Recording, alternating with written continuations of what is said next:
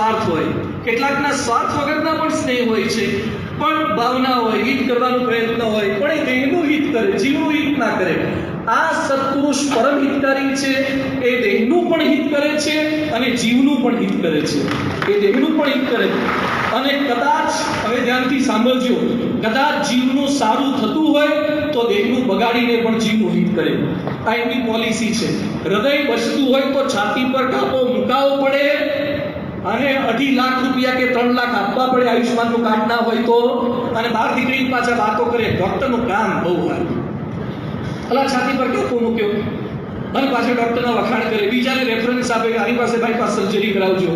હૃદય બચતું હોય તો છાતી પર કાપો મુકાવવો પડે. એમ આંખોમાં આવી આપત્તિ આપીને પણ મહંત સ્વામી મહારાજે અપરંપાર સ્નેહની અનુભૂતિ કરાવી છે. પ્રમુખ સ્વામી મહારાજ તો પહેલેથી મને યુવકથી ઓળખતા અને નામ દઈને બોલાવતા કરતા, અને યુવક